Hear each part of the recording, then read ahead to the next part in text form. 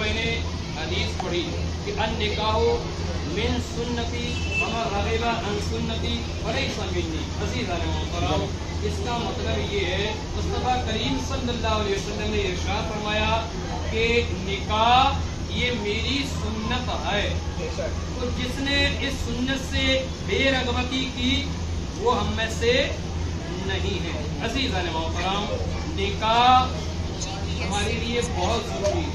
निकाह एक दुनिया में एक ऐसी वाहिद चीज है, एक ऐसी उम्दा और प्यारी चीज है, ऐसी खूबसूरत चीज है कि एक अजनबी इंसान इस निकाह के जरिए से बिल्कुल अपने करीब हो जाता है। और सबसे प्यारा और खूबसूरत रिश्ता कहलाता है जिसे हम मियाँ और बीवी के नाम से जानते भी है, पहचानते भी है और मानते और बोलते भी हैं।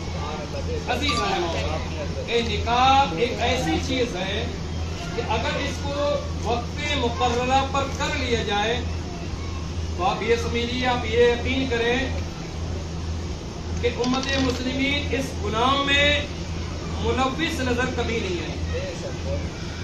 आज अगर पूरी दुनिया के अंदर अगर गुनाह और जो ज़िनाकारी आम होती है उसकी सबसे बड़ी वजह ये होती है, सबसे बड़ी वजह कि वक्फ़े मुक़र्ररा पर निकाहों का ना होना। उम्र बीतती जाती है, चाहे वो लड़की हो चाहे वो बनाम लड़का हो। जब उम्र बीतती जाती है तो फिर इनके ख्याल भी मुंतशिर होते हुए जाते हैं और वसी पर वसी होते जाते हैं, बल्कि ये कह लिए वसी और अरीज होते हुए जाते हैं। अज़ीज़ान मोहतरम, इसलिए हमारे नबी ने फरमाया कि इस निकाह को वक्फ़े मुक़र्ररा पर कर लीजिए। लेकिन निकाह के साथ साथ हमें ये भी देखना है कि जिस तरीके से निकाह से पहले एक लड़के को अपने माँ बाप से मोहब्बत होना चाहिए, इसी तरीके से निकाह के बाद भी अपने वालिदैन से मोहब्बत होना चाहिए। इसलिए कि बसा औक़ात ऐसा भी देखा गया है कि निकाह से माक़बल, निकाह से पहले एक बेटा अपने माँ और बाप से बेहद मोहब्बत करता है, उसका हर हुक्म मानता है, अपने माँ बाप की फरमा बरदारी करता है। लेकिन इसी जमीन के ऊपर, इसी आसमान के नीचे ऐसा भी देखा गया है कि जब शादी हो जाती है तो फिर लड़का अपने माँ और बाप से दूर होता हुआ नजर आता है और यही लड़का अपनी बीवी से करीब होता हुआ। शरीयत ने यह कभी मना नहीं किया है कि बीवी के करीब ना हो। शरीयत ने यह कहा है कि जो हक बीवी का है वो बीवी को दो, जो माँ का है वो माँ को दो, जो बाप का है वो बाप को दो। लेकिन बाप की मोहब्बत में घायल होकर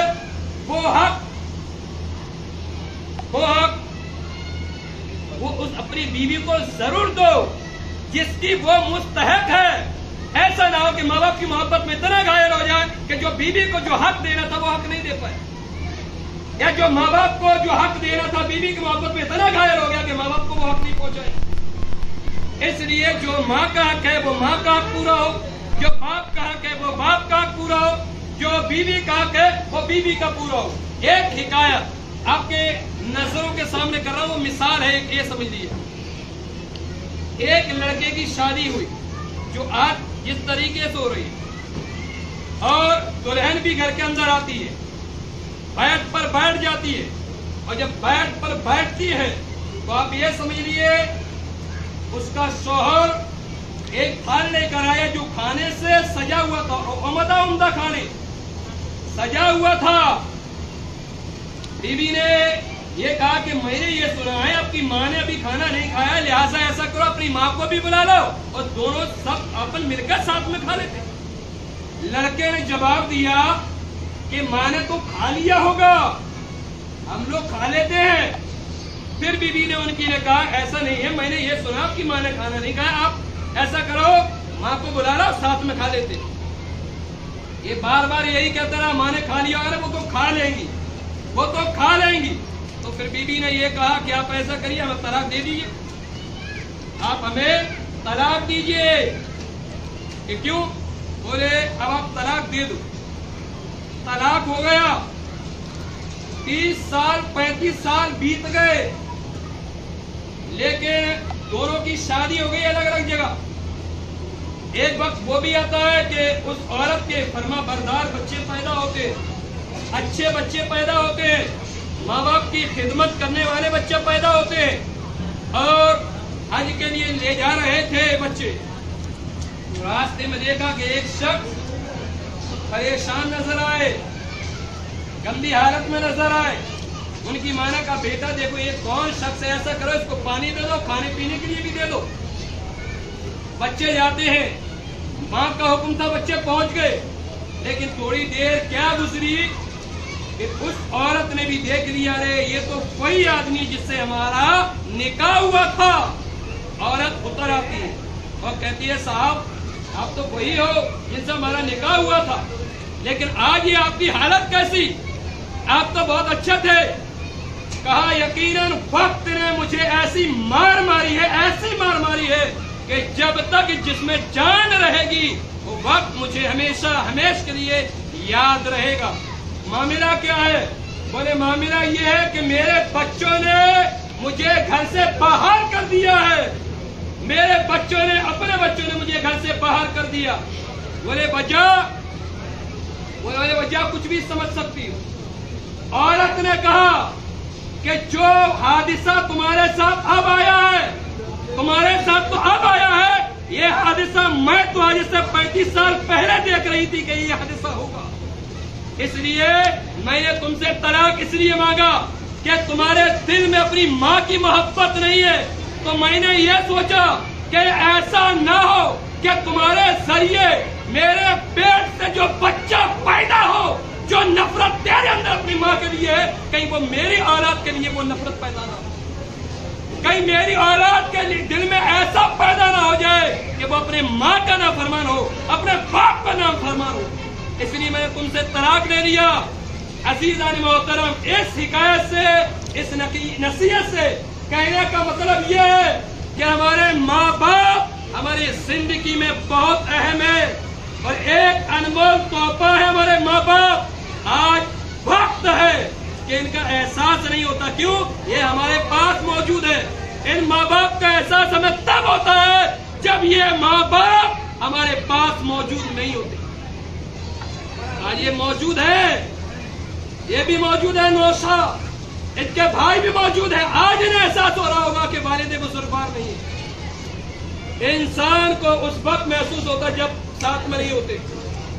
ایک بیٹے کے لیے سب سے بڑی خوشی اور سب سے بڑا اتحاد وہ ہوتا ہے جب اس کے پاس اس کا باپ موجود ہوتا ہے۔ ایک مجاہد نے اپنے بیٹے کی پیٹھ پر ہاتھ رکھ کر کہا، اپنے بیٹے کی پیٹھ پر ہاتھ رکھا اور یہ کہا کہ بیٹا یہ بتاؤ دنیا میں سب سے طاقتور انسان کون ہے؟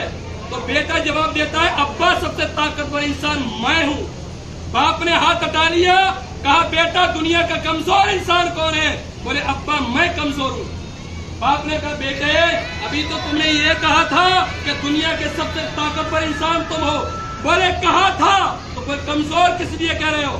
بولے اس لیے کہہ رہا ہوں ابا کہ جب آپ نے پیٹھ پر ہاتھ رکھا تھا تو دنیا کا طاقتور انسان اس سمے میں تھا، اور جیسے آپ نے ہاتھ کھینچ لیا اسی وقت دنیا کا سب سے کمزور انسان میں بن گیا۔ عزیزان محترم، تو آپ سے میری ادب سے گزارش ہے، اور جو لوگ سن رہے ہیں ان سے بھی ادب کے ساتھ گزارش ہے، اپنے ماں باپ کا ادب کرو، اپنے ماں باپ کی فرما برداری کرو، ان کا احسان مانو، ان کے ساتھ حسن سلوک سے پیش آؤ۔ قرآن کے اندر ہے وَبِالْوَالِدَيْنِ احسانا، کہ اپنے ماں باپ کے ساتھ حسن سلوک سے پیش آؤ۔ عزیزان محترم، اور آج کی شادی کا معاملہ بہت خاص ہوتا ہے، 1 منٹ کی گفتگو میری سن لیں۔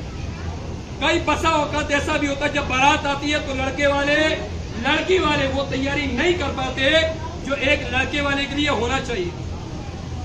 بسا اوقات ایسا بھی ہوتا ہے کہ لڑکے والوں کی جانب سے بھی ایسی غلطی ہوتی ہے جو نہیں ہونا چاہیے۔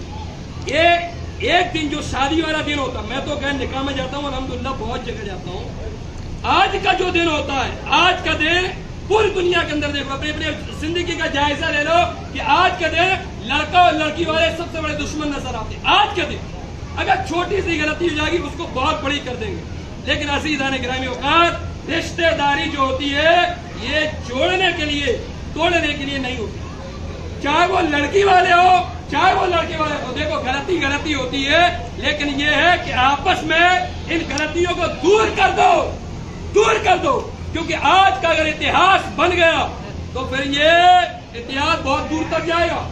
और जब जिक्र होगा शादी का तो यही होगा, अरे उसकी बारात में गए थे, ये सामान नहीं था, उसकी बारात में गए, ये मामला नहीं था, और वो ये कहेंगे एक बारात आई थी जिसके अंदर ऐसा हादसा हो गया। इसलिए थोड़ी बहुत गलती होती है, जब इंसान है तो खता इंसान से सर्जन मुमकिन है।